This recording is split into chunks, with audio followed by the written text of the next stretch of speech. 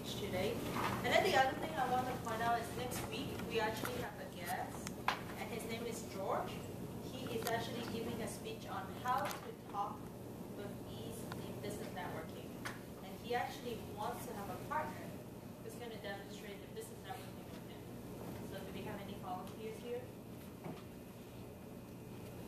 It'll be a fun project.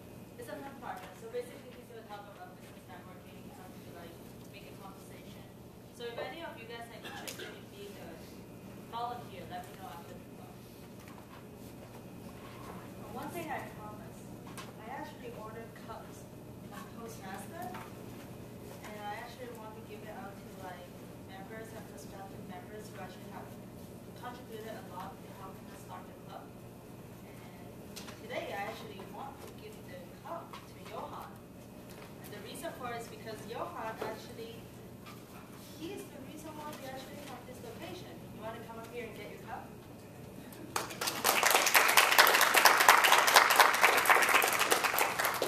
So this is one thing I learned from when I went to the leadership training, is to order some small gifts from online and give it to like members who actually help the club to improve the morale and stuff.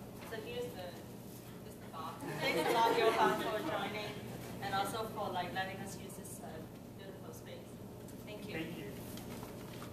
So without further ado, let's introduce the Toastmaster for tonight, Kate and Kathy.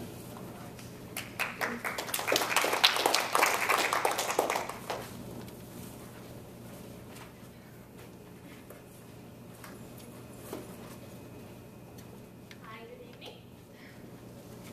So, we won't delay anymore. So we're going to actually have 3 English speakers this evening. And we're going to have we're going to have 1 Chinese speaker tonight. Oh yeah, so the outline for tonight will be called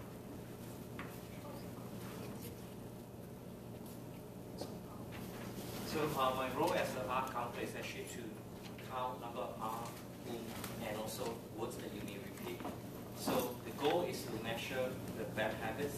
At the end of it, I'll give you a report on number of R that you have for every speaker. Thank you. Yep, and the timer for this evening will be 10.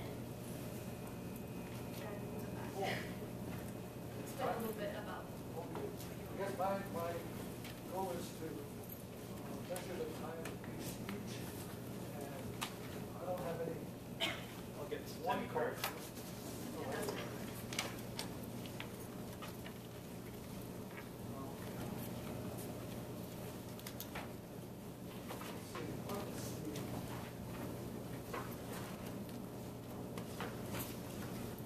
Remember the green card, how many minutes? 4 minutes? 5 minutes. If it's a regular speech. The yellow one is 6 minutes. 6. 6 minutes, and the red is 7. Okay, thank you.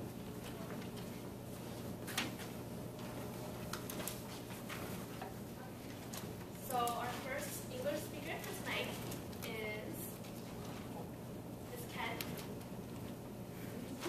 And he will be doing the Advanced Mail Project 1. So Ken is actually practicing part of a talk that he'll be giving in LinkedIn. And at LinkedIn corporate headquarters in Mountain View. So please pretend that you are LinkedIn employees. So the purpose is to convince LinkedIn employees and managers to get involved with the organization called Upwardly Global. So for this advanced project, there will be a few minutes for questions from the audience after the talk or something similar. So it'll be around 5 to 7 minutes, and the briefing will be around 3 to 5 minutes for question and answers. Right. Great. Thank you very much. I'm here today to talk about Upwardly Global.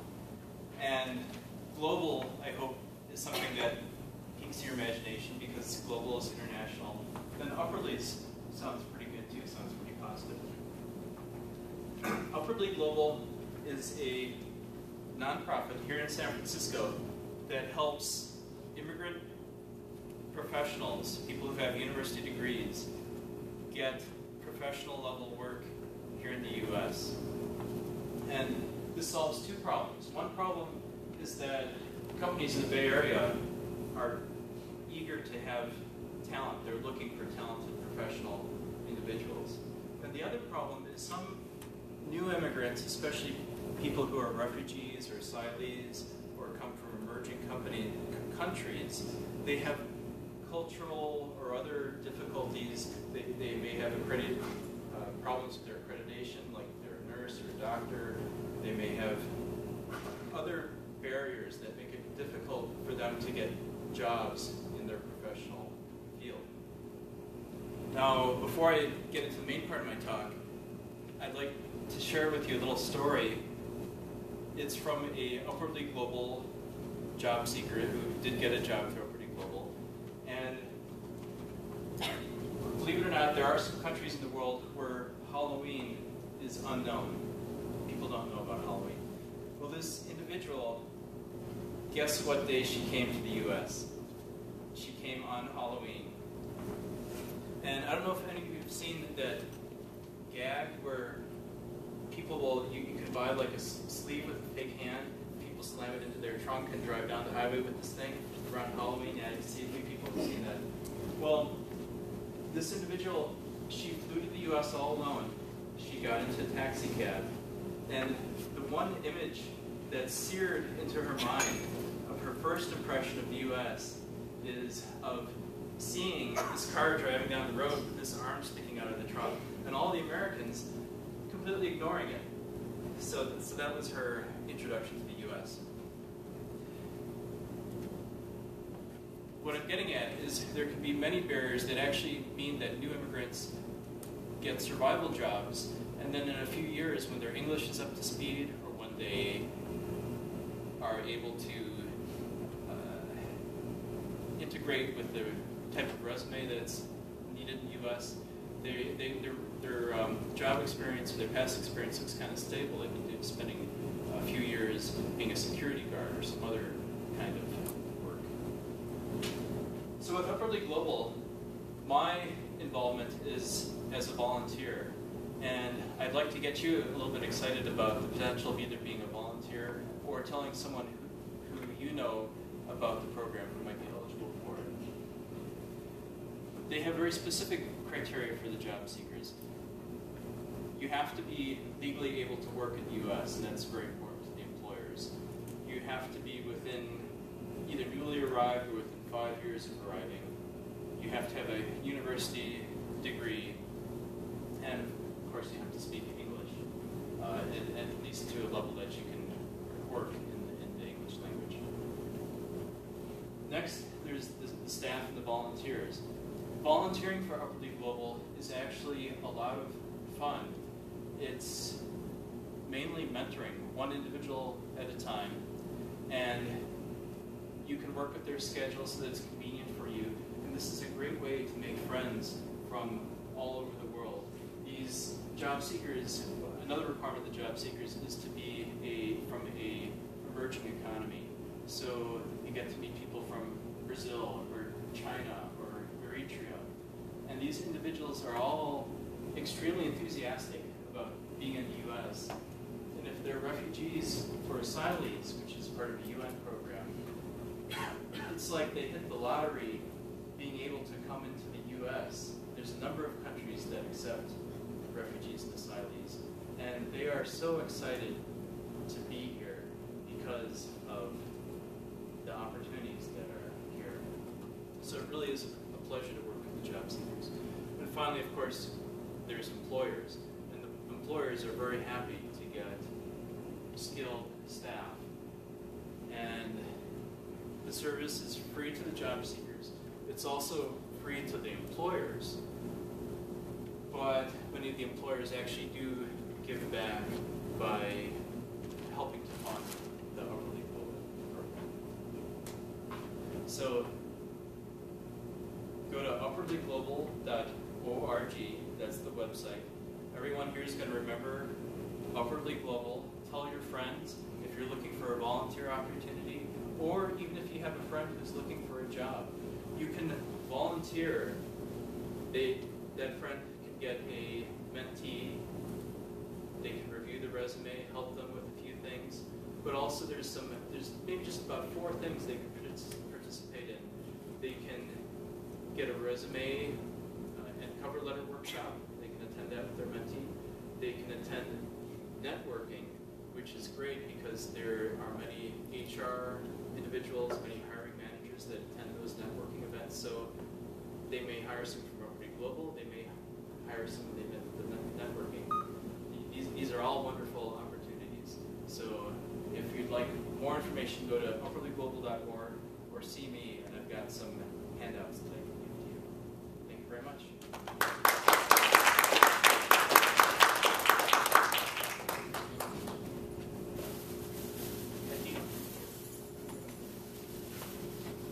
All right, our next English speaker is Ed Hussey, and he will be doing the 5th project where your body speaks. So the objective he's trying to achieve is to use stance, movements, gestures, facial expressions, and eye contact to express his message. And the title of his speech is "What's Worked for Me."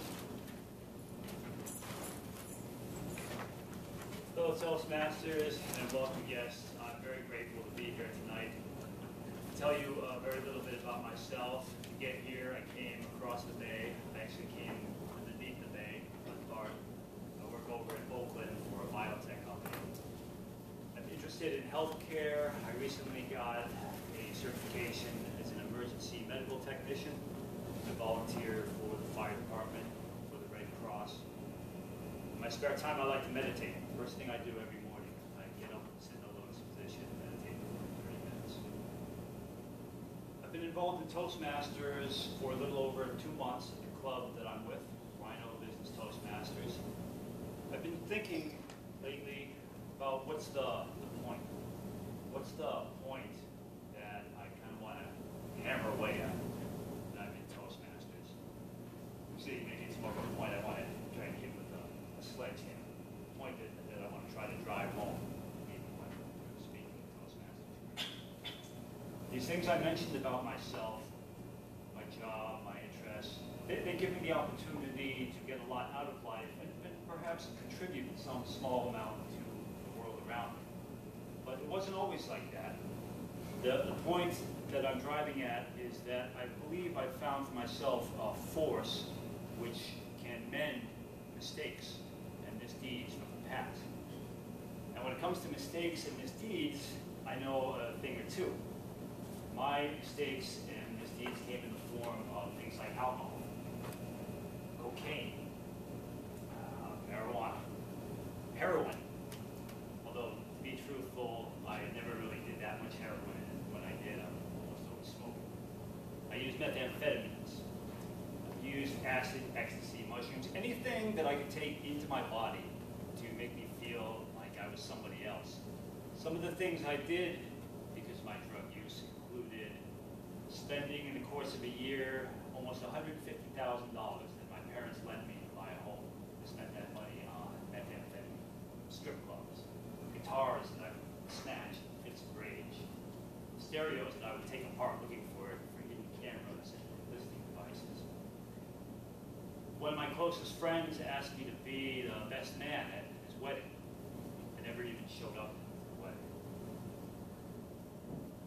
Drugs and alcohol got me to places like jail.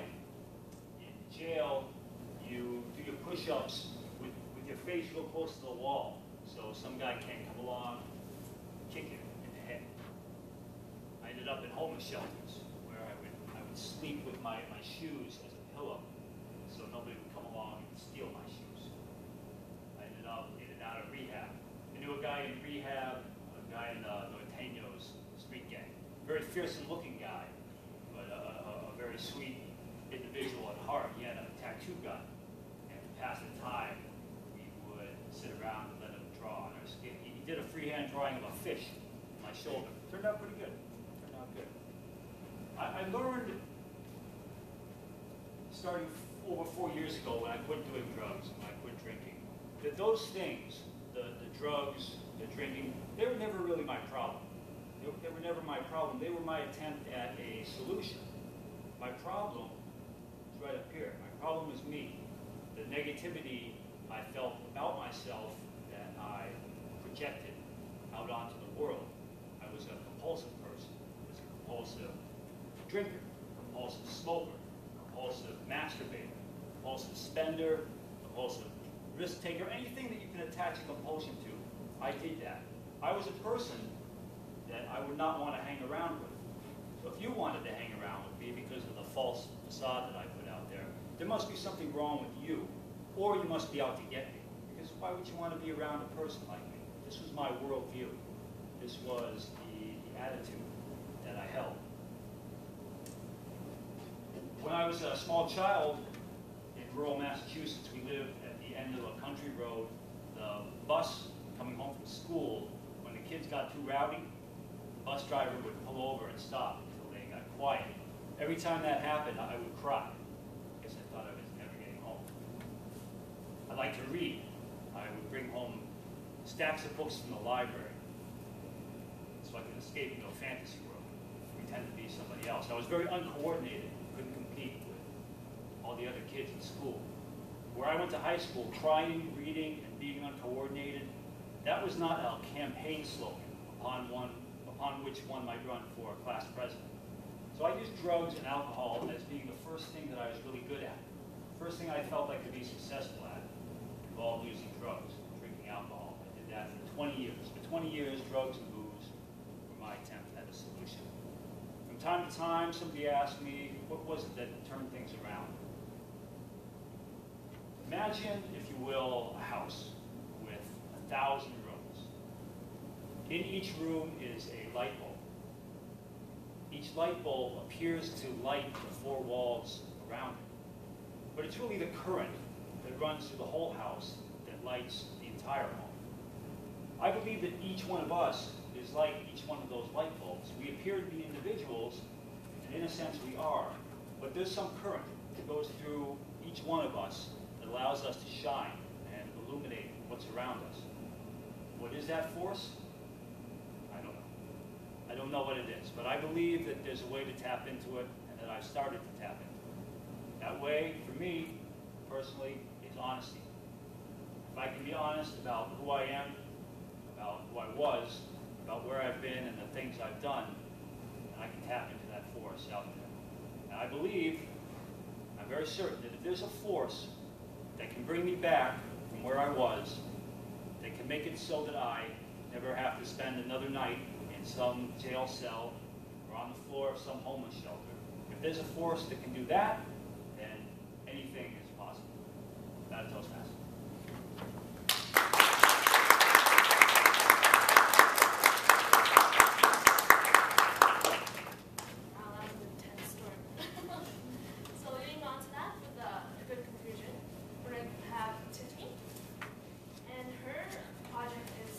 Researching your topic, and her speaking objective is to collect information about her topic from numerous sources and support her points and opinions by using specific facts and examples. And her speech today, she will use research to teach you why being an optimalist will make you a happier person. Are you an optimalist or a perfectionist?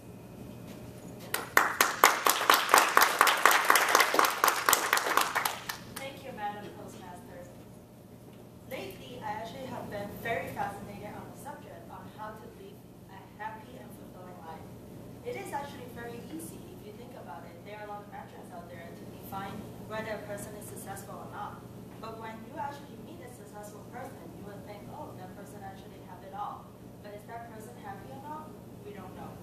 And success doesn't always equal happy. So in the last few months, I actually have done a lot of research on this topic. I have read many books on how to be happy. I actually went to Target usually during lunchtime just to research on positive psychology. And one book I actually want to share with all of you that I think actually touch on this topic the most is called Being Happy. I actually got this book during my flight to Seattle at the airport bookstore. And this book was written by a Harvard positive psychology professor named Tal Ben-Shahar. I think that's how you pronounce his name. The book actually stated that a lot of us, the reason why we are not happy is because we aspire to live a perfect life. And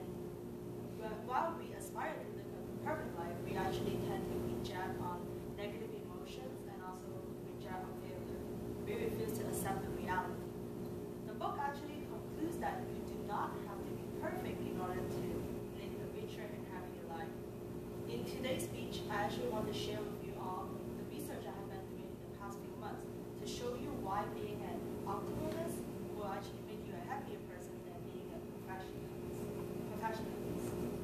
So let me start off by asking, who is a professionalist here? Do you guys consider yourself as a professionalist? Do you want to raise your hand? So I see 3 people that they consider themselves a professionalist. So I assume that all of you are optimalists. So one of the biggest fundamental difference between a professionalist and an optimalist is that professionals actually they never satisfy with themselves. No matter how good they are, they never think they're good enough. They also try to, based on the self-worth, based on all the achievements and milestones they have achieved. And there's no single person that is 100% professionalist or optimalist. It's always like a continuum. Either there's some aspect in your life that you're a professionalist or optimalist. So either we are more, I guess the 3 people that actually raised their hand, they probably tend to like towards the professionalist. So professionalist is actually a very negative thing according to psychology. It will actually cripple your life. And one of the biggest reasons is because professionals, they are never happy with what they have currently. They're always too focused on the next milestone or the next promotion they have or the next goal, because they actually believe by achieving the next goal, they will be happy. So while they actually try to achieve the next goal, they always tend to like not enjoy the journey of doing it. And a lot of the time they set really, really high expectations for themselves. And the expectation is too high that it's unattainable. And not only that they have very high expectations for themselves, they also tend to impose on the high expectations on the peers, on the friends, on the kids, and on basically anyone around them. Most of the time, professionalists, they get scared, frustrated, and they get lost whenever they bump into any type of obstacle in their life. And according to psychology and according to the scientists in this book, they actually say that professionals are easier to suffer in depression, divorce, and also any type of conflicts in their life. Imagine yourself, if you actually grow up in a professionalist family, do you want your parents to constantly tell you that you're not good enough? You always have to like compare you to like so-and-so and say, hey, look at that. You have to like work harder in order to get to where you are. Will you be a happy kid if you actually live in a life like that? The answer is no. So after you kind of find out the definition of a professionalist and an optimist, you might think to yourself, oh no, I'm actually a professionalist. How can I actually not become a professionalist and become an optimist to live a happier life? The very first tip is you have to start accepting failures. Optimalists, they actually believe and they know that failure is part of their life. And I don't know how many people in this room actually know that some of the most successful people in the world actually experience the most number of failures. Abraham Lincoln only went to school for 5 years, and he actually had failed 12 times. Yeah, 12 times politically before he was elected as the United States president. Besides Abraham Lincoln, the other person that actually failed miserably is Steven Spielberg. You might think that, oh, Steven Spielberg is a billion-dollar movie maker today. He unfortunately actually dropped out of junior high school. After he dropped out of junior high school, he was confused to go back to school. But after he went to school for a month, the teacher actually placed him in a special learning disability class. And of course, he didn't stay in school for long. After a month, he just decided to drop out of school completely. So Steven Spielberg only had like education up to junior high school, and he never really had like formal training. He didn't go to like NYU or UCLA to learn film production, but he still ended up as one of the greatest film directors today. So what did this teach us? This teaches us that failure is actually part of our journey to success. Being a professionalist, you might think, oh, if I fail, that's the end of the world. But an optimalist, they actually know and they are not afraid of being failure. So most of the time, optimalists, they are more creative. They tend to think outside the box, and they're not afraid of trying new things. And it's also easier for them to bounce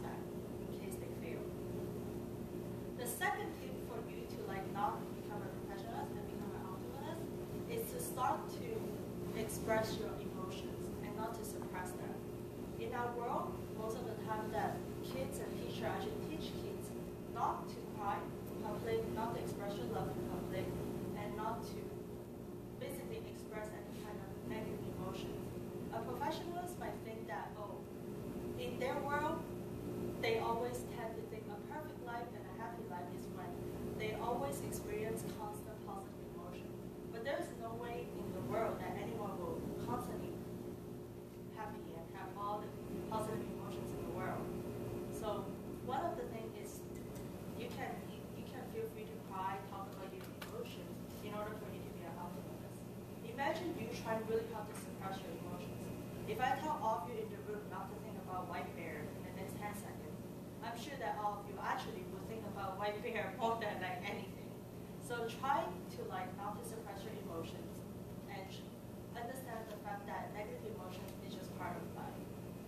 So the reason why I actually fascinated about this topic is because before I did all these research, I'm actually one of the biggest professionals you can see.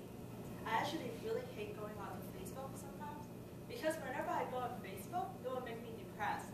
The reason is because whenever I go on Facebook, I'll see people posting all the best things in their life. They would go on vacation, all these luxury vacation. They would always get promoted, and they would never fight with their spouses. Everything seems perfect. And when you actually try to compare my life and their life, maybe my life is actually not that bad. But when I compare, I would think, oh, all these people, they always feel so happy. They're surrounded by friends. And it seems that every weekend they have all these things to go. While I actually have to stay home to do my work or to run errands. Or stay home because I get sick or something. So when I actually do that, I didn't realize the fact that those people actually only portray whatever they want other people to see on Facebook. Because there's no way in the world that everyone constantly become happy and only positive things happen to them. And the other thing that I want to point out is I actually have tried to learn Mandarin many times. And the reason why I was never able to succeed, even though I always know Mandarin and I understand it, is because I'm afraid of failing. Even though my mom, she's a perfect fluent Mandarin speaker, I would not even say one single word to her in Mandarin. And the reason is because I'm afraid of not talking fluently. So I'm always afraid of talking to anyone in Mandarin. Even in this club, I would be afraid unless you talk to me first in Mandarin. I'm afraid that you would make fun of me, etc. So after I actually did all the research and read about the book, I decided not to become a professional. Even though I'm not fluent in Mandarin, even though I'm not best in anything I do, like piano and stuff, I should still take the step out and try, because learning and growing is part of life. If you want to learn and grow and improve on yourself, you must fail. So thank you.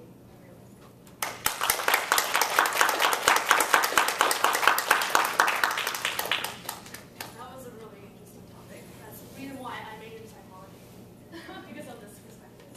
So we're going to switch a little gear to the Mandarin part. So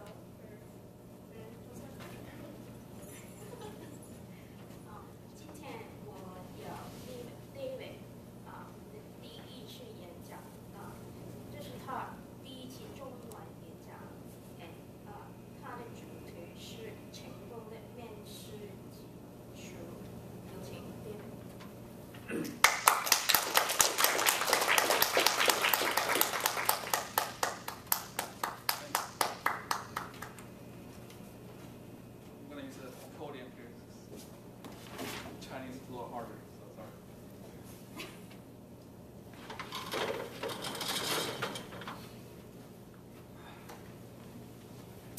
大家晚上好，我的名字叫 David。今天我记得大家在这做的都在做工，所以你们都有经验去面试，去找工。但是我今天想谈的一个题目是当面试中比较容易被忽略的一个题目。首先，在我提出这个题目之前，我想跟大家讲一个故事。这个就是我自己个人的面试经验。这个是我第一次在上大学之后正式的面试。那个时候我大学还没毕业，我面试的这个公司是一个比较非常有名的会计公司。虽然我读的本科不是会计，而是金融和国际贸易，但是我被这个公司吸引的地方，就是因为他们有很多国际贸易的项目。我之所以学国际贸易的原因，就是因为我非常喜欢到国外出差。记得小时候看电视的时候，总是看到那些人经常有机会往国外跑，觉得很潇洒，很快乐，所以可能有点梦想，想去跟这些一样。所以我对这个面试的期望，特别是第一次还特别大，所以当时候也有紧张，但是在基本的那些准备当中，所有的该做的都做了，像找一个自己的好的自我介绍，找些充足的资历来说服自己的优点，和去了解这个公司的特点、他们的历史和他们的项目。所以这些东西，我觉得我进去这个面试的时候，我还挺自信的。进去了之后，那个面试我当时还记得，我们讲了特别时间长，一般来说只要半个小时，你的面试就完了。就是我和那个面试官一起聊的，差不多有45分钟，而且我们还聊了很多其他的问题，比较关于不同的，觉得感觉挺好，自己对自己也很信心。然后完了之后呢，出来就还自己离开那个面试之后还挺信心的。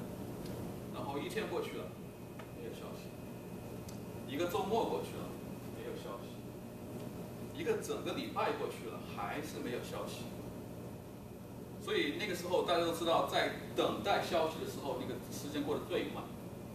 而且这个星期过去一个当中，我都没有睡好觉，因为我后来还想象，我觉得我的表现还挺不错的嘛。跟我一起面试的同学来说的话，我觉得我不差。虽然我的成绩不是顶尖鼎立，但还算是不错的。可是呢，1个星期之后还是没有动静，2个星期以后也没有动静。大家记得，这是我第一次大学之后的面试，所以那时候我还比较天真的安慰自己，他们是大公司，可能他们的事情比较多，所以他们可能现在在深思我到底该做什么事才好，所以说慢慢的才会跟我回答。可是3个星期以后还是没有消息，唉，真失望。这个经历之后呢，我就自己想了一下，自己到底什么地方没有做好，该做的事都做了。后来我才发现，有一件事我没有做，我没有做的是这个有效的感谢信。我跟那个演讲官谈的比较好，但是完了之后我完全就忘了去回答说谢谢。要记住一个，我现在有上班之后有经验之后才知道，一个面试官一天面试最少差不多10几个人。大部分的人呢，除非是那些很差或者说很好的，一般人都是差不多。你感觉的好，你就觉得好。所以但一天完了之后，他们都会精神很累，都会记得，不是很容易记得每个人的优点到底是什么。所以，一封有效的感谢信会对你非常大的帮助，可以把你更高的提拔出来。一封好的感谢信该有什么呢？应该需要简单的3样东西。第一是感谢我们的说话，代表说你有诚意，你比较真心。第二，再简单的说一下我为什么要工作，这样可以告诉别人你的真正的自己的诚意更加深。还有第3，就是简单说我为什么，我提醒他为什么你最适合这项工作。这样的话，就算这个演讲官他记录太多，他也会相信你。如果你没有做到这件事呢，演讲官会对你有什么感觉？可能会说你其实根本不在乎这个工作，所以你根本没有回信。第二，或者说你觉得你不是一个很细心的人，你做事做完之后你就滚，没有好好去考虑。还有第3，就是说他们见的人太多了，印象不够，可能他们很容易就会忘掉，因为他们还是就是一个人嘛，总不会犯错误。所以说，中国有句话叫，我记得小时候做文章的时候都有句话叫画龙点睛，就像做面试一样，你也应该去做一个画龙点睛。在你做好那么好的准备工作，介绍自己，在你回头之后，你要去把那个图画好或者文章画好，你要把最后自己的优点给它提醒起来，这样你会以后面试或者找工的机会都会做得更好。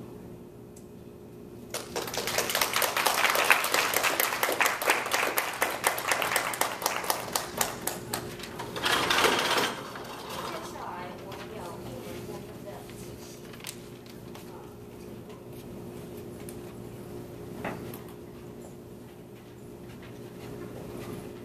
So it's for our English table topic session. And Timo, please welcome Timo to start that for us.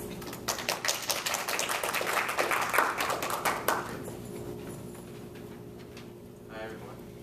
It's a little funny because also my table topics are related to psychology today. They're all loosely related to who you are is not what you say but what you do, but not they're strictly sort of tied to it a little loosely. It all started with my inspirational meeting at work. I design for a living, we bring products to life, and we have these inspirational meetings once a week. And my manager, towards the end of the meeting, after talking about what we want to do next, what we want to be inspired by, he said, whatever you do, make sure you do memorable things. You come here every day, you work here every day, you design, you create. It's all good and done. At the end, we come up with something good, but make sure it's memorable. So we don't waste time, energy, motivation, and basically we don't waste ourselves as human beings, our talk. And this made me think about all the things I do, why I do it, how I do it, and when I do it. And it was another conversation I was having with my coworkers. We were talking about movies. This was a totally different time. And they were talking about a movie that I've seen before, but I literally don't remember a thing about the movie. And I spent 2.5 hours watching this movie. And I probably watch one movie per week on average. And I'm pretty sure I don't remember half the movies I watch.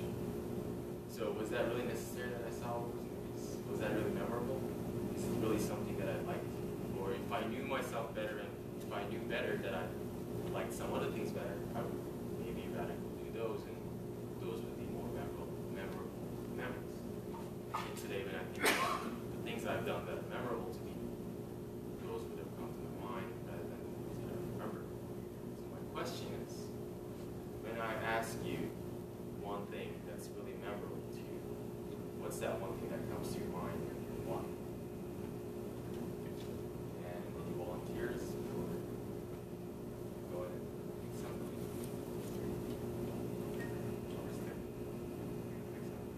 David?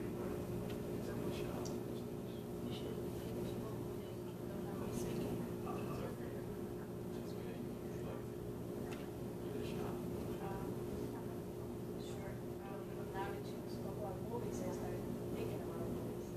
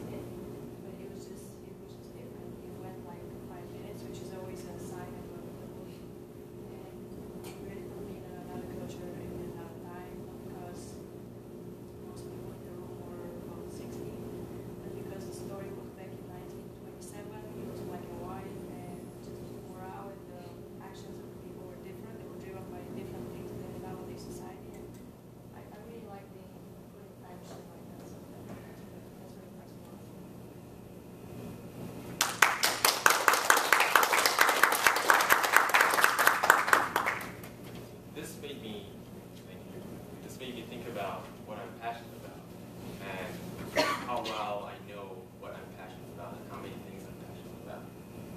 And if I'm passionate about something, when was it that I discovered that I was passionate about it? So what's one thing that you're passionate about in life, and when and how you discovered it is going to be the next question. Can you volunteer?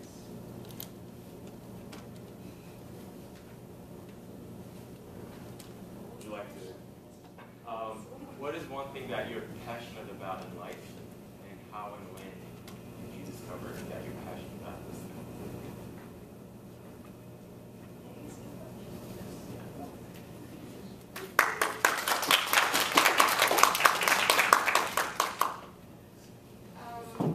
The thing that I'm passionate about is dancing. Actually, I started learning how to dance when I was in high school, but actually I stopped dancing because I need to study. It's kind of Korean culture. We have to study when we are in high school. Before going to the university, we cannot do anything. So my mom persuaded me not to keep dancing. So I learned modern dancing. But after that, I really forgot it. But when I went to university, I got a chance to give a performance, modern dancing especially. Not modern dancing, what is it? Social dancing. So I really practiced for like 2 months and a half, every 10 hours every day. So I really practiced a lot with my friends, and I cried a lot because I wanted to have my own costume, which looks really good. And I was really eager to have that. So that's why I realized I'm really passionate about dancing. Even though I stopped dancing when I was in high school, I really started it again, and it requires me to be really brave enough because I'm still scared of being on the stage still a lot. But I was dancing on the stage in front of 6,000 people. So I think that's what I'm really passionate about still. And yeah, that's all about my story. Thank you.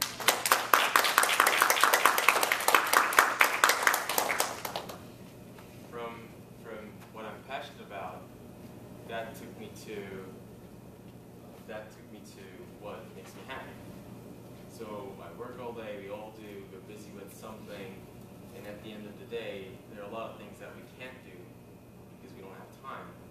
And whenever we don't have time, we say, I wish I had time. I would have done so many other things. You know, other than being at work, I would have been at so many other places, you know, if I only had that time. Then I find myself in a situation when I get off work early, I don't know what to do. I go home, like all those things I had listed in my mind, they're gone. So was it really what I really wanted to do? Was it really what would have made me happy? Or what is that thing that I would definitely go running as soon as I would find time that I normally don't have? So what is that one thing that you would turn to when you're feeling down, when you have extra time, when you can just make time for it, by some means, whatever that may be? What is that one thing that really makes you happy that you know? It could be food, it could be playing music, it could be sports, it could be dancing, it could be anything. But you know once you do it, it'll just put a smile on your face.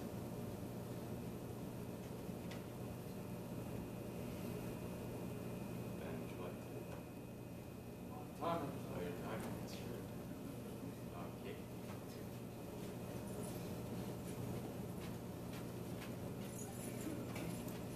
So what is one thing that you would? What is one thing that you would just turn to if you had time? That one thing that comes to your mind first. That'll make you happy. That'll put a smile on your face. For some reason now, I don't feel like I have enough time for anything. But I remember when I was in high school, I had a lot of time, and I had my violin. And having my violin and play whatever music I find online or whatever music that I had in class that just made me feel better. I didn't have to think of anything. I just thought about playing, and I thought about all, because it's really interesting how music is. When I was in class reading machine music, I would think, okay, where would I put my fingers? Where would I put certain things? And I started like stuttering. My fingers were stuttering. And then I thought, okay, calm down, breathe. And then I just looked at it and just, because I knew where those notes were on my fingers. I didn't even have to think about it. I just had to relax and just speed read in a way. Just, know it, and that's it. And that just made me not think of anything else but to relax. And that's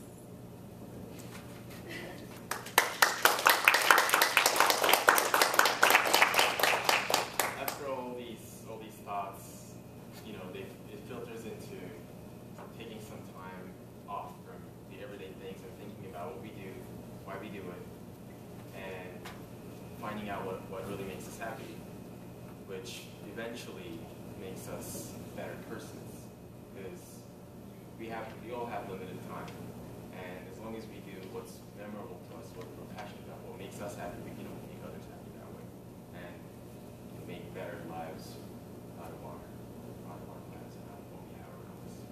Thank you.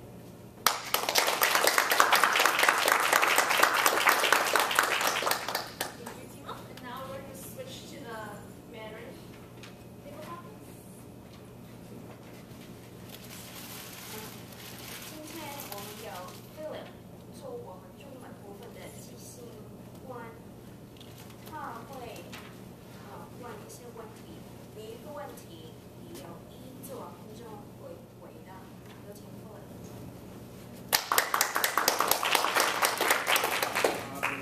第一谁会说中文？要是你会说中文，请可以举手，我看看。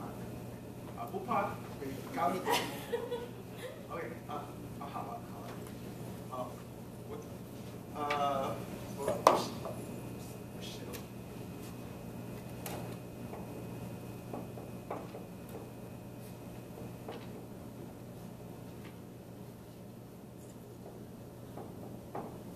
我第一个题目呢是，我是你告诉我，你对一个男人结婚，女人结婚有什么感觉？所以我就找John上来。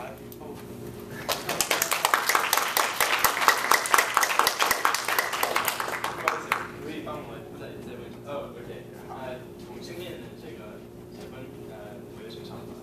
我个人，其实我觉得这个同性恋这个婚礼的这个问题很有趣，为什么呢？因为我觉得同性恋人应该有机会结婚，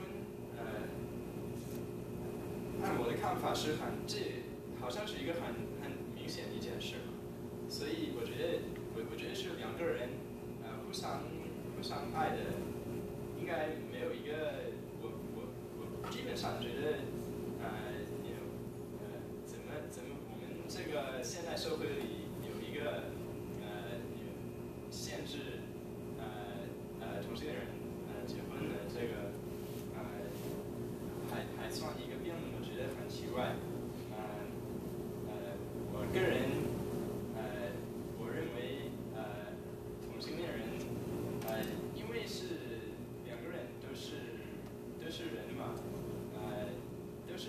我觉得这个世界上每一个人应该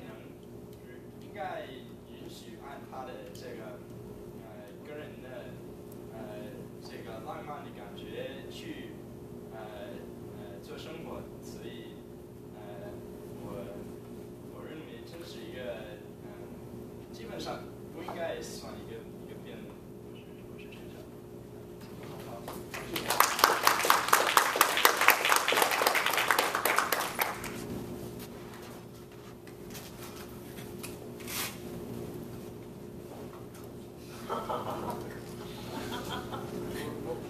我的题他有孩子，他不想这个孩子，有可能他单身，有很多原因的，就是为什么要这个孩子，不想做一个妈妈，他这个孩子他不要，他想杀这个孩子，也有可能什么感觉，所以我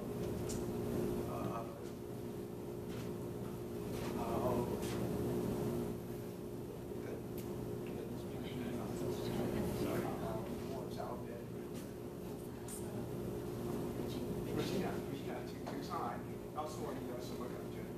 我们今天欢迎。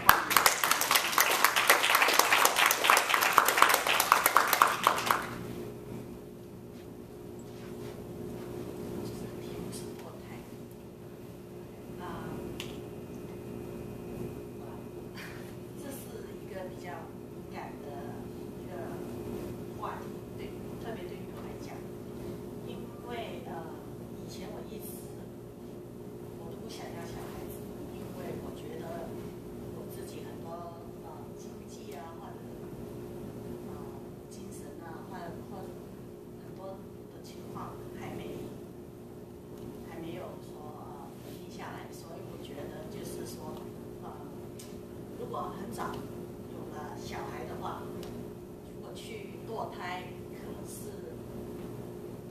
一件好事。但是经过年纪的增长，就觉得就是说其实这应该是讲到是一个道德上面的问题吧。其实我觉得现在就是说科学很发达，每个人都有自己的选择，他们可以说选择要孩子，或者觉得不要孩子。但是就是如果当你去到一个地方，当你想要孩子可以有孩子的时候，那也是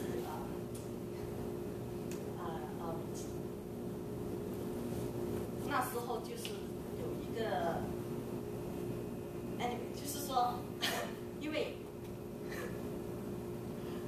I don't know what to say. Just because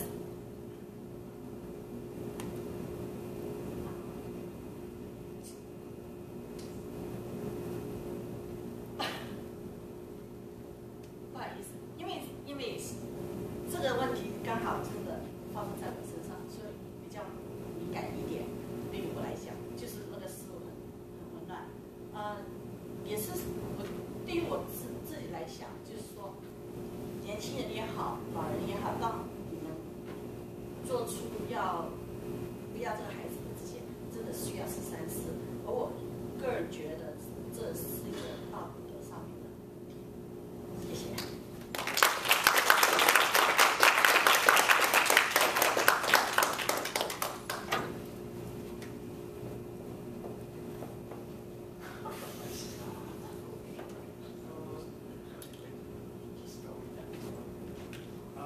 第三个题目呢，我想问呢，要是有一个人，他不想再生，他想死，但是神是可以帮他增长一个医生给他药，他吃这个药就会死。所以他要是有这个对这件事有没有看法？所以我找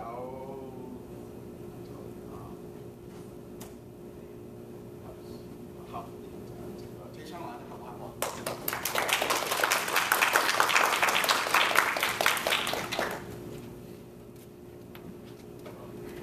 大家好，我想回应一下这个题目。其实我觉得刚才他提到的这三个题目都涉及到一个是个人的权利的一方面，另一方面是怎么样去确保社会上的稳定性。所以我觉得呢，我很矛盾。因为从一个就是个人的利益来说呢，我其实很同意一个成年的人，其实是完完全全是可以为他自己个人做一个决定，这个我很肯定的。但是另一方面呢，我们要看一下，如果社会上发现了很多这样的事情，会怎么样？如果很多比较老一些，比如说是长者的话，他们会不会受到一些的压力呢？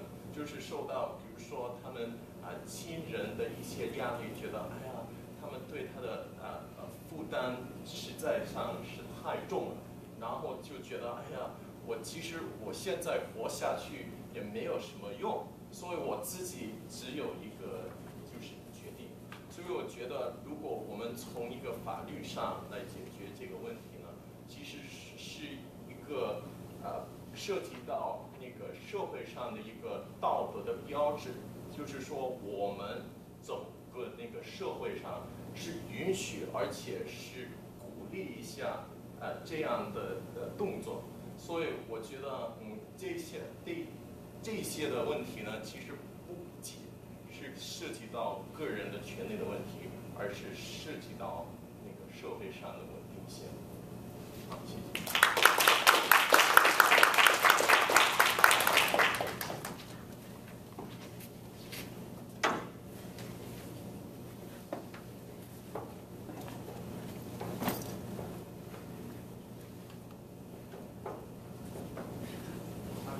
我第4个题目呢，就是要是一个坏人，有一个人杀另外一个人，要是我们有这个人，这个坏人，这个犯人，我们可以我们应该杀他了吗？觉得怎么？这个我想看你的看法。所以我找一个人，还没有上来。对不起，你会说出来吗？可是呢？ It's not even fair. I'm native, Mandarin speaker, so. Oh, okay. Well, 好，你可以上来，可以 It's my first time, so. Anyway, 好， okay. 没关系，我去拍一看。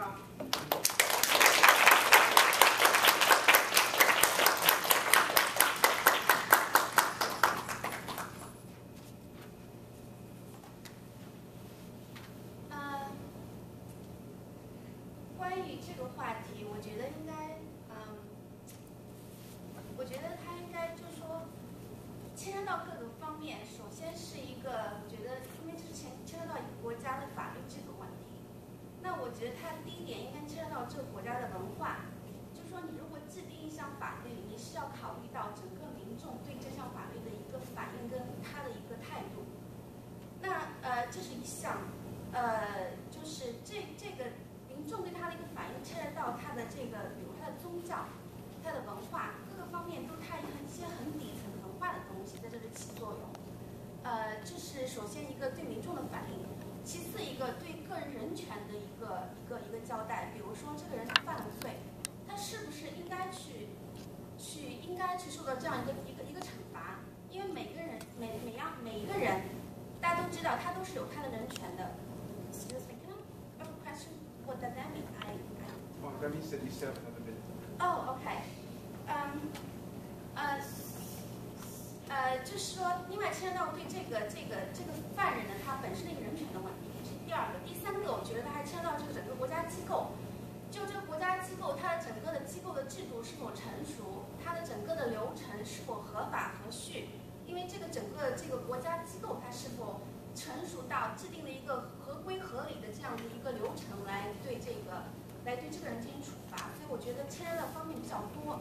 你让我做一个判断，我觉得让我个人在这里做，我很难讲，我没有办法，因为这个话题太沉重了。谢谢大家。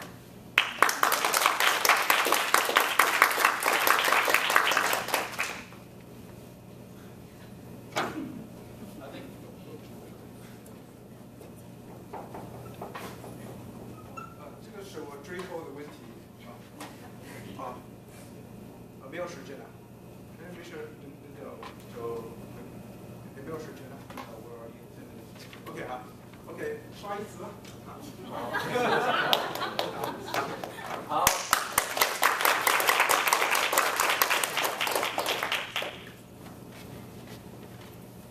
Next, we will invite General Evaluator Jonathan.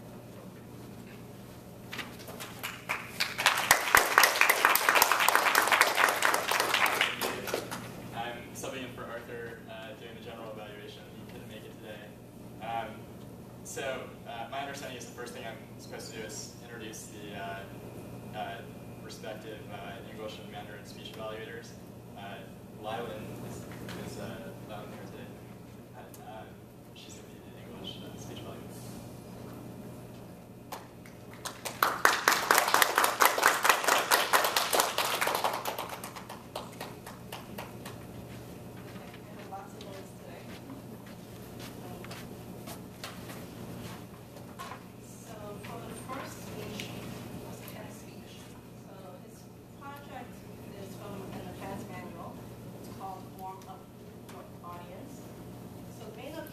objectives of the speech is prepare a speech that opens with a humorous story, personalize the story, deliver the story smoothly and effectively. And Ken's speech, I thought he started really well. He gave a good background and purpose of the program, and his purpose was very clear and methodical. I like that he used the chalkboard for as a visual, it gave a good visual organization of the program and what they're looking for. He made good eye contact, he didn't use any notes, and it was really good pace in the speech. He shared an anecdote in the beginning, and that was really, really good and humorous. And I think the only part that I said, I thought your anecdote was a little short. It could be a little bit longer or share a couple more anecdotes to engage the audience a little more. But overall, it was a really good speech. Off to speech number 2, and this was in our Confident Communication Manual, project number 5, and called Your Body Speaks.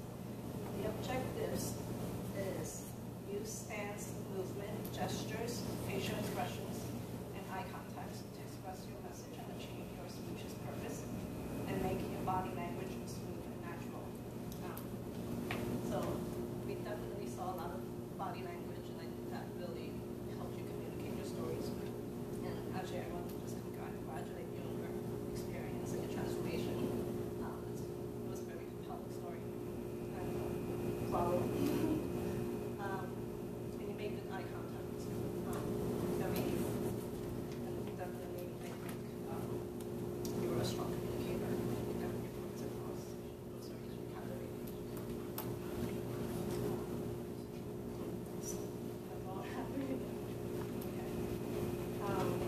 Project number 7 was Tiffany's speech.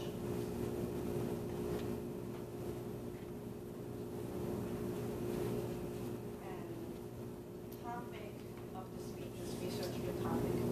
And the objectives were collect information about your topic from numerous sources, carefully support your points and opinions with specific facts, examples, and illustrations gathered through your research. I also thought that was a really good topic and actually really interested in the book. So afterwards, I'm going to ask you about the title.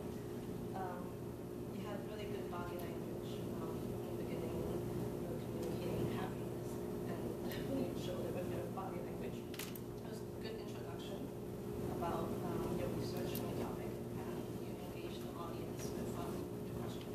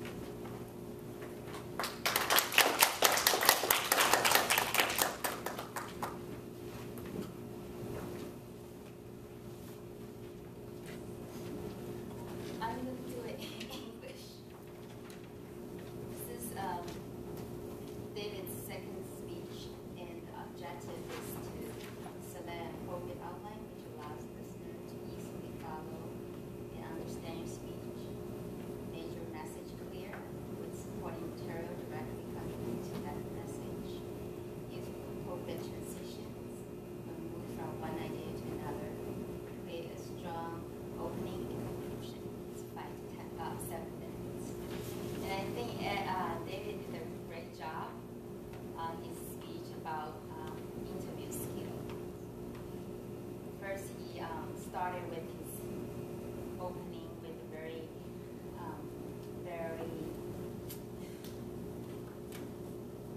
touchy personal interview experience. That his first interview experience actually after he graduated from college. He talked about he was originally majored in finance and international trade, but he went to an interview which it's a large corporation in accounting background. And he gave this story and then about he went to this interview and he thought that he did it very well.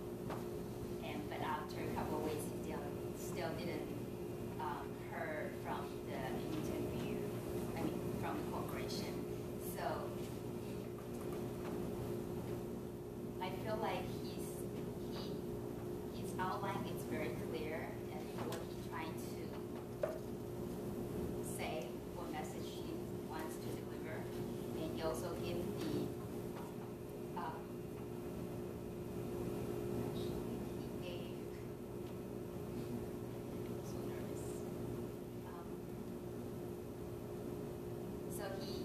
he actually gave this example, taught him one thing that he gave a very good tip about, why he think he didn't do well.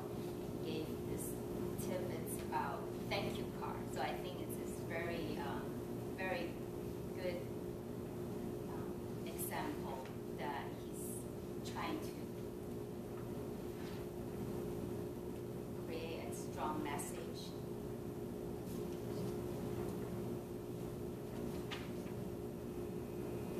Also at the end, he actually used the idiom, the Chinese idiom, 画龙点睛, which is telling us that why is it important that he thinks this tip is very important, that this will show that the interviewee that he really wants this job and that the interviewee will remember him at the end. So I thought that the whole speech was very smoothly transitioned. And the only thing that I can think of is he could be a little bit more confident since he's a very, very good Mandarin speaker. And he doesn't have to, I see him doing a lot of, this and scratch his head. But yeah, overall, it's a great speech. Thank you. Thanks, Amy. So I guess we'll try to run through the counter, which is I'm sorry. Com. Today I'm going to tell you about the result counter. So Kathy has at least 2 R. Kate has 2 so, 2 N, 1 R, 1 R. Ken has 2 N. In the sense that you start with N. Ed has 1 R, 1 I will repeat. Tiffany has more than almost 10 N. And you repeat optimist and you also repeat the something twice. So you have 5 and you also use etc. David has 7 and I see that you also use a lift. I'm not sure whether it's an expression. And that's like more than almost 10 times. So I keep hearing that. Timo has 1 1 R, 4 N, 2 so. Jumina, right? Just make sure. R, 2 R, 2 N, 3 So you have 3 1 R, 1 so, 1 N. I guess that you started with This is better. Philip, you have 5 R. This is Philip, sorry. Jonathan, you have repeat war twice. Inga, you repeat.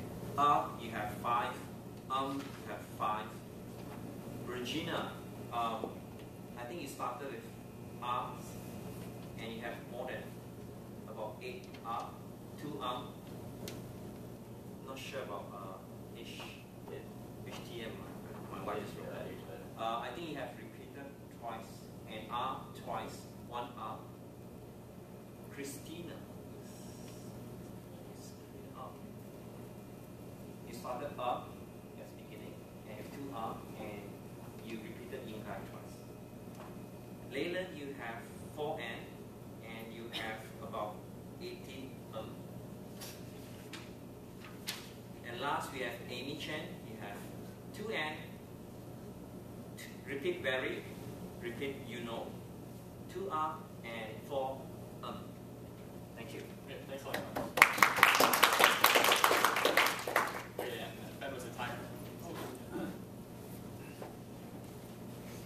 Well, for Toastmaster, future speaker number 1, Ken Boyer, I have a time of 6 minutes and 30 seconds. And for the second speaker, I have 6 minutes and 51 seconds. And for the third speaker, Tiffany, I have another 9 minutes and 47 seconds. And for Mandarin speaker, David, I have 6 minutes and 10 seconds.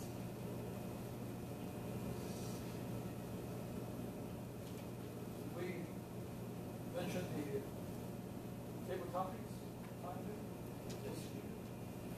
If you could do it quickly. I don't have one of me. I can say with the speakers. But table topics number 1, I have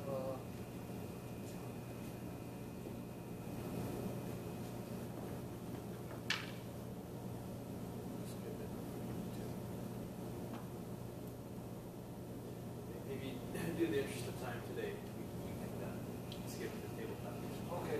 All right. Great, thanks, And for the evaluation, I have for English evaluation, because you have 3 speakers, I came around 6 to 9 minutes. Came up with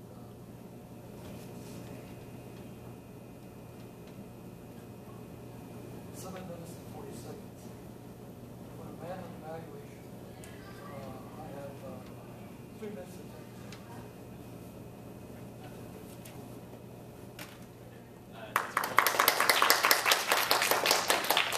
Okay, so I'll just understand my rules to deliver a couple of quick general comments at the meeting. A quick question, just a point of clarification. Are these meetings, I originally had heard they were meant to last until 7:30. Does anybody have it? 8 p.m. 8 p.m. Okay, so it should change. All right, so it seems like, and I'm not sure what this actually is kind of a function of, but it seems like there's somewhat of an issue with running over time. I think individually, everybody really did a great job. Kit and Kathy as Toastmasters, I thought were very crisp and enjoyable with their comments. And I thought the evaluators were also very thoughtful.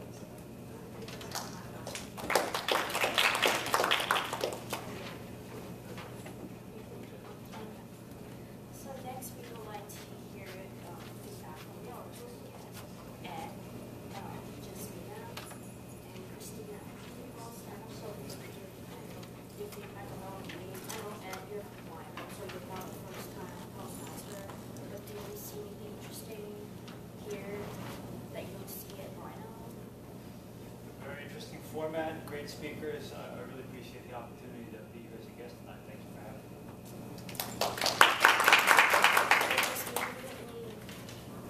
When did you hear from us? Where's my friend? We're right here. We're lost people. We're both just in Mandarin. So my feedback is a big part of Toastmasters before in another state where I live. I'm familiar with the agenda, but something unique about this club that is different from the previous one is that in addition to the communication skills that it emphasizes, and you guys do a great job in evaluating and improving listening, speaking skills. This club introduces a bilingual feature as well, which is an additional challenge and makes it even more interesting and even more enriching.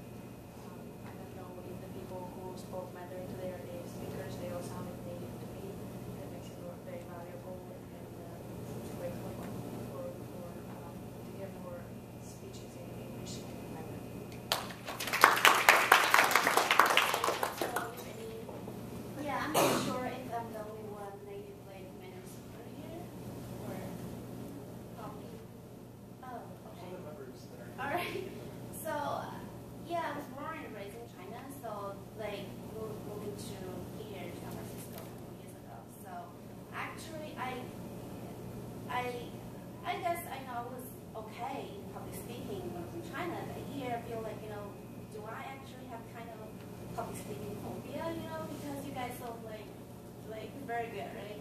So I actually saw a couple books, 3 or 4. Finished my first one about public speaking. Actually, I'm here to find out, how does it work, But anyway, so I'm very glad to be here. Actually, I'm very surprised, all you guys, speak great Mandarin. If I come here, I'm kind of curious, so, but, yeah, very impressed. Thank you. There's nothing that did home for the last minute roles. And that concludes our speech portion, and I would like to welcome back the president. I apologize tonight. It seems like we're rushing. And I think one thing we learned is probably post speaker is too much for the agenda. So we should try to cut it down to only 3. I actually thought that was one of the concerns when I saw the agenda. So I actually did volunteer myself to do this agenda.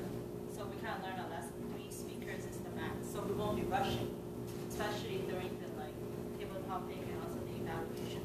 So let's set the agenda for next week. Who wants to be the English Toastmaster? Any new volunteers? People? I don't think I'll be here next You don't think you'll be here? What about Johan? Will you be here next week? I'll be here.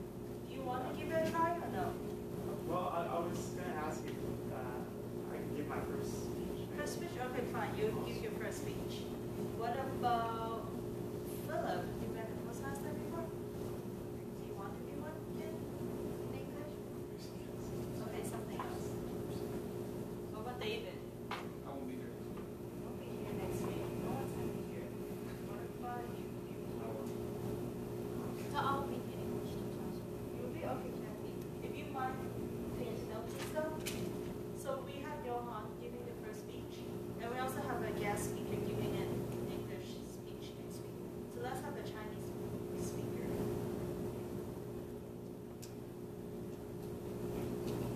Amy, do you want to give the Chinese? Oh, John? Okay, John's going to give the Chinese speech.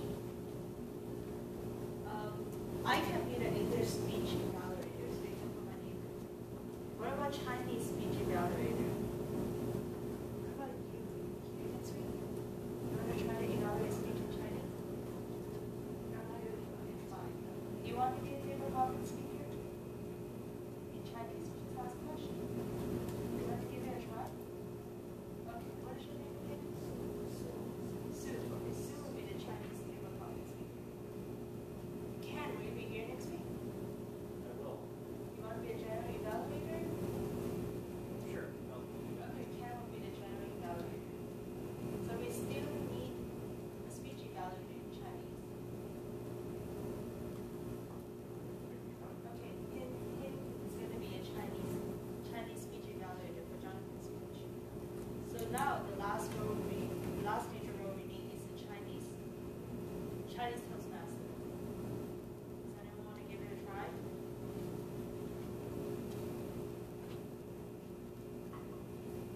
Okay, Virginia is going to be a Chinese Toastmaster. Did you get the English table topic?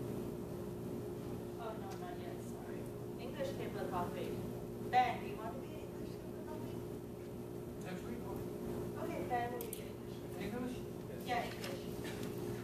So we have something for everyone. And in terms of our counter and timer, do you guys be here next week? Okay, do you guys want to be our counter? Okay, so who wants to be our counter? Okay. Doesn't matter, then I would have Okay, fine. So Lali will be the counter, and then Kate will be the timer. Cool. I hope that when you are the counter, you can do what Tom did. Tom must be like an accountant because it seems like he really remembers every single stuff. Usually in other clubs, what we do is if there's an we'll have to give 25 cents to the treasurer. That is actually a good way for our club to raise money because we're actually short of funds. But since we're not chartered as a club yet, we cannot impose on that. So maybe the next time. Yeah, maximum is $1 usually. But we're not chartered as a club, so we can't do that. So I think that's it for today. And if you guys, what is it? You want me to know the membership? Yeah, membership. we have 20 members now. No, not yet. If you, for those who visited last time, listen out and know, we are just starting, so we need 20 members to be official. I think. Actually today, I heard from Seoul, and Johan's not John, so tonight we charter for 20. Oh, and Regina said she's going to join. So we have more than enough. Yay! Well, Finally.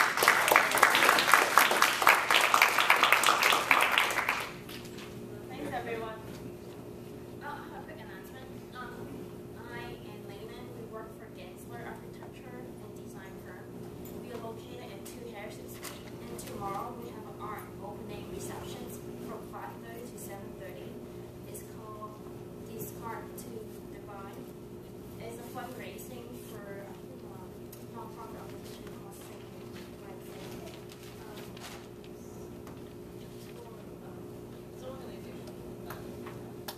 Similar to that. Yeah, and it's student design clothing, so I think we want actually 30 different fashion design in-house for display, and there will be wine, cheese, crackers, and there will be better to sell if you want to come for social networking or just to see any nice fashions, please come by or let me know. I'll send you additional information. Cool, thanks a lot, Kathy.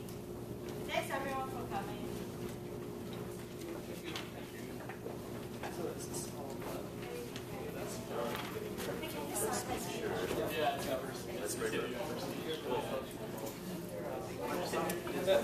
Sorry, I just go up there and say it.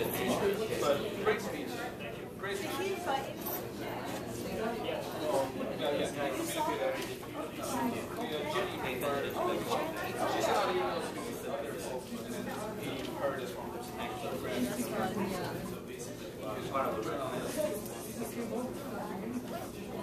Hey, Jonathan. Are you officially a language now? Yeah. How do you know Chinese? I never get the chance to Well, ask you. I'll learn next week when I get my speech. Yeah, I went to actually. I was very lucky. I went to 2 different high schools for top Chinese classes. Where do you go to high school? Well, I'm from the Philadelphia area. The first one was around Philadelphia, and the second one was boarding school in New Hampshire. So the boarding school is Chinese. Yeah, right. Your Chinese is so good. Well, yeah, so I also traveled to China a bunch of times. I spent a lot of time there. And I majored in Chinese in college. So that's the one that you had. Yeah, right. So that's author. So you majored in Chinese. Well, I majored in Chinese and business. So that's why your Chinese is so good. You study abroad in China? Yeah, I basically, so I actually, when I was I spent a semester in Beijing taking classes as an exchange student. At which university? At University. And then after I graduated in 2008, I actually spent another year at university. Where do you work now? I work at Dodge & Fox. It's a mutual fund, same as ours. So you also Yeah, research assistant. Oh, no, it's funny. It's actually for equity research. It's not obviously as it is for industries. The analysts are like senior, so we work together with an analyst. Both Arthur and I have the same. What is your Well, I work in. Yeah, my boss covers computer software entirely. So do you write reports for like Wall Street Journal and stuff? Yeah, kind of. Like finance.yahoo.com? Do you get interviewed like on TV and stuff? No, but the higher level. Maybe someday. Well, actually, my firm is we like to be very low profile. So even like our chief investment officer only very rarely goes on. Right there. What did you say you do again? Which company? Success Factors? I cover computer hardware and software, but I really, to be honest, like my background, I have no background in it. Right here. So. Oh, cool. Okay. Yeah, it sounded familiar. I felt like I might have come across it in TechCrunch or something. Arthur said that he uses software, so I don't know. Oh, really? He uses too, I don't know. What type of software? It's like HR software. Okay. So I don't like We might. management. He said he did a report on it. Do you guys work on this thing? Well, Arthur actually, he has an interesting coverage. His boss is like a generalist, so he